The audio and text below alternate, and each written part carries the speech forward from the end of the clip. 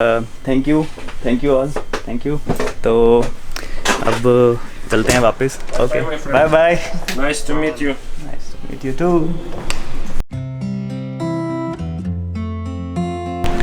Okay, तो guys ये है मेरा हॉस्टल जिसका नाम है एप्पल हॉस्टल बिश्केक में। मैं हूँ बिश्केक, जो कि है कैपिटल किर्गिस्तान की। किर्गिस्तान है एक सेंट्रल एशियन कंट्री, और कभी किसी ज़माने में ये पार्ट होता था यूएसएसआर का, और फिर कुछ कंट्रीज़ निकली थी, तो उनमें से एक कंट्री है ये किर्गिस्तान।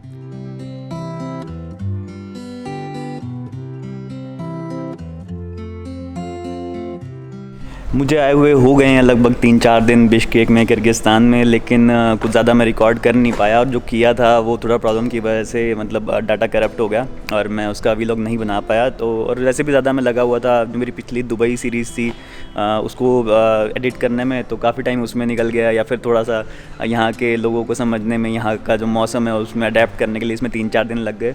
तो आज दिन है 20 फरवरी का, और टाइम हुआ है लगभग 1 बजे हैं, और मेरा प्लान है अभी यहाँ के मार्केट जाने का, क्योंकि मुझे एक नया कैमरा ख़रीदना है। GoPro Hero 9 ख़रीदने वाला हूँ मैं। पुराने वाला जो मैं यूज़ करता था DJI Osmo Action, उसमें कुछ उसका कुछ सीन हो गया है, जो मैं आपको किसी और वीडियो में बताऊंगा। तो अभी मेरा प्लान है यहाँ के एक मार्केट जाने का। एक फिनिक्स नाम से मैंने एक स्टोर देखा है, तो जहाँ पे काफ़ी वीलॉगिंग और कैमरा का इक्विपमेंट मिलता है। तो अभी मेरा प्लान है वहाँ जाने का और GoPro ख़रीदने का।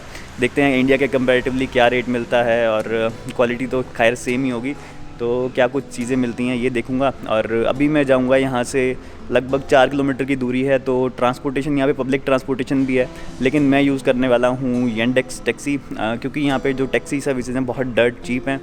तो अभी आपको दिखाता हूँ कि कितने सस्ते हैं। मैं यहाँ से 4 किलोमीटर एक प्राइवेट टैक्सी करके पहुँचता हूँ।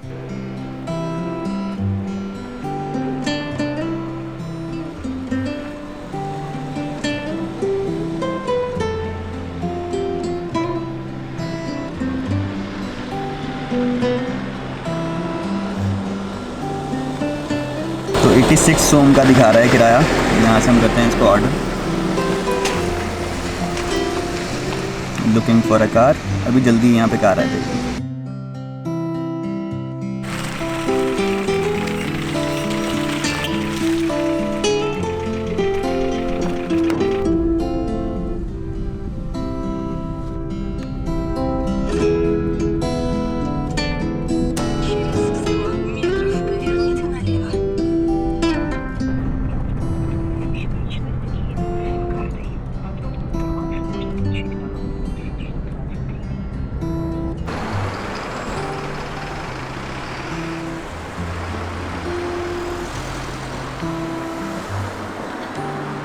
तो गाइस ये पीछे एक छोटे से शॉपिंग सेंटर में है फिनिक्स नाम का स्टोर, ये ऊपर की तरफ मुझे दिख रहा है यहाँ पे। तो सिर्फ एक यही मार्केट मुझे दिखी है जहाँ पे कुछ ऐसा सामान मिलता है वीलॉगिंग का और कैमरा इक्विपमेंट का।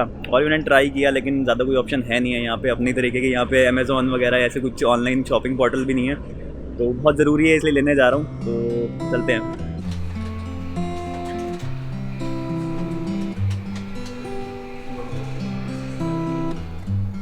तो गाइस ये है फिनिक्स स्टोर, यहाँ से लिया है मैंने GoPro Hero 9। कॉस्टिंग मुझे आई है लगभग 420 Indian dollars, US dollar sorry, और इंडियन में हो गए लगभग 30,000 के आसपास। तो इंडिया के मुकाबले तो सस्ता ही है।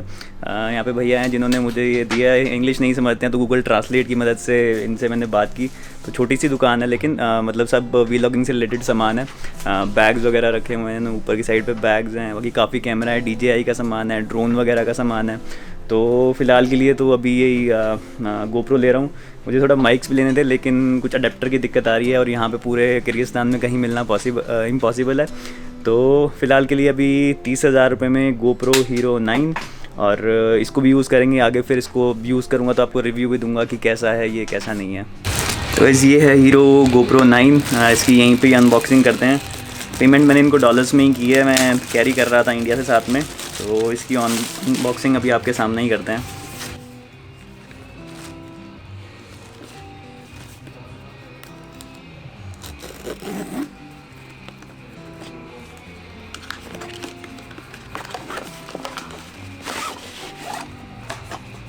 तो अच्छे ऐसे कुछ बॉक्स में आता है ये GoPro 9। ओपन करते हैं इसको। ओके, तो कुछ ऐसा है इसमें। ये मेन इसमें गोप्रो का जो डिवाइस है वो दिया गया है। एक केबल है टाइप सी। बैटरी है, बैटरी मैंने सुना है कि चेंज हुई है, गोप्रो हीरो 8 से अभी नई वाली आई है। साथ ही इसमें एक माउंट दिया गया है, शायद हेलमेट पे या फिर किसी भी गाड़ी वगैरह पे भी लगा सकते हैं। और एक ही और साथ में इसके अडेप्टर टाइप से आता है। तो फ़िलहाल के लिए ये है, बाकी इसको भी मैं चला के देखता हूँ। यहाँ पे एक मैनुअल है कुछ पढ़ने के लिए। तो गाइस ले लिया है कैमरा, इसको अब थोड़ा सा सेटअप करूँगा जाके वापस hostel. Thank you all, thank you. तो अब चलते हैं वापस। Okay, bye bye. Nice to meet you. Nice to meet you to.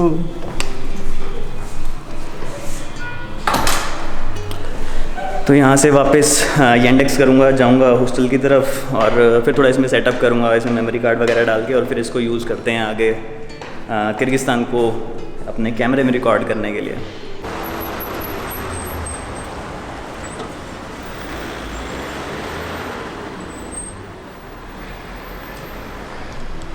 यहाँ पे कुछ इस टाइप की ट्रैम बसेस चलती हैं, मतलब ऊपर से इलेक्ट्रिक केबल से कनेक्टेड होती हैं, और दूसरी बसेस भी हैं और ये वाली भी हैं, और बाकी यहाँ पे चलता है माशरुत का।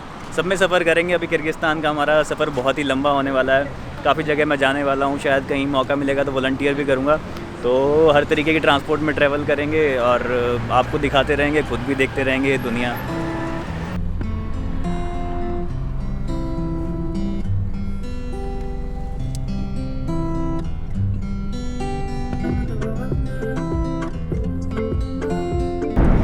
फिर से बुक की है येंडेक्स टैक्सी वापस जाने के लिए हॉस्टल, और क्योंकि बहुत ही रिलायबल है, सस्ती है और टाइम भी बहुत कम लगता है और बाकी सही है। लेकिन यहाँ पे ड्राइविंग बहुत रैश करते हैं यहाँ के लोग, मैंने देखा है जितना, क्योंकि जैसे इंडिया में होती है ना हमारे यहाँ, कहीं जगह मिली कहीं को शादी तो वैसे चलता है। बाकी राइट एंड ड्राइव सिस्टम चलता है यहाँ पे, और बाकी ठीक है, सब चले जा रहा है। वापस जा रहा हूँ हॉस्टल, जाके थोड़ा कैमरा को सेटअप करूँगा और मेमोरी कार्ड वगैरह सब कुछ चीज़ें डाल के तब उसको लेके फिर बाहर निकलते हैं और शूट करने के लिए।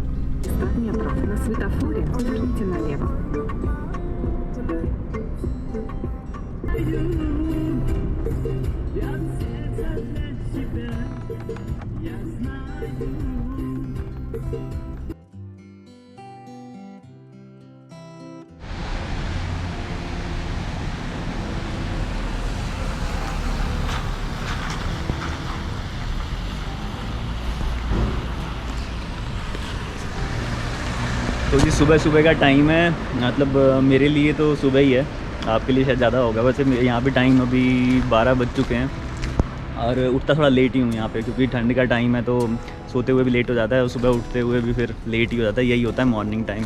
तो आज जब अभी निकला बाहर तो थोड़ा खिड़की से देखा तो पता लगा कि स्नोफॉल स्टार्ट हो गई है, क्योंकि आए हुए मुझे यहाँ पे हो गए हैं 5-6 दिन, लेकिन स्नो नहीं देखने मिली थी। मैं एक्सपेक्ट तो करके आया था कि यहाँ बहुत ज़्यादा स्नोफॉल होगी, लेकिन मिली नहीं थी। एक कतरा भी मिलना मुश्किल हो रहा था। तो आज जब सुबह देखा तो भाई बहुत ही सही सीन था, तो अच्छा लगा। तो अभी निकला हूँ ऐसे ही, हॉस्टल के बाहर ही पीछे हॉस्टल रह गया, एक स्टॉल पे निकला हूँ कि थोड़ा सा बर्फ़ का मज़ा लेके आते हैं। होटल पे जो रिसेप्शन पे जो लड़की है उसने मुझे बताया कि अभी 2-3 दिन और स्नोफॉल होने वाली है, तो मे भी और अच्छे व्यूज़ आपको दिखाऊँगा मैं कि कैसे यहाँ पे है सीन। तो ये है यहाँ का सीन। बाकी यहाँ का जो अभी मतलब मौसम है वो तो ठंडा ही है, विंटर्स में काफ़ी स्नोफॉल रहता है यहाँ पे और मौसम जो ठंडा बना रहता है। बिश्केक अभी एक वैली में है, काफ़ी बड़ा फ्लैट लैंड है, यहाँ से पहाड़ दिखाई देते हैं, बर्फ़ के बड़े पहाड़, लेकिन ये यहाँ पे ज़्यादा स्नोफॉल नहीं होती है। अभी बाद में हम इस किर्गिस्तान सीरीज़ में आगे मैं जाऊँगा यहाँ के ऊंचे पहाड़ों में, यहाँ पे हम थोड़ा स्कीइंग वगैरह भी करेंगे। काराकोल है, इसिकुल लेक है और छोटे मोटे गाँव में भी जाएंगे। तो वो थोड़े ज़्यादा पहाड़ी इलाके हैं, वहाँ पे मतलब स्नोफॉल के ज़्यादा चांसेस रहते हैं और ज़्यादा हमें मतलब लोकल कल्चर देखने को मिलेगा। अभी तो कुछ दिन मेरा प्लान और है, थोड़े दिन यहीं पे और रुकने का। और बाकी यहाँ पे आपको जो मैंने आर्किटेक्चर यहाँ पे देखा तो मोस्टली यहाँ पे घर ज़्यादा थोड़े सोवियत आर्किटेक्चर के ही बने हुए हैं, जो रशिया टाइप के होते हैं उस टाइप के घर बने हुए हैं। और पेड़ अभी सारे सूखे हुए हैं, जबकि समर्स में सब ये ग्रीन वगैरह रहता है। अभी सब ये सूखे हुए पेड़ हैं यहाँ पे, और बिल्डिंग्स वगैरह मोस्टली सब उसी टाइप की बनी हुई हैं। तो ये है फ़िलहाल के लिए।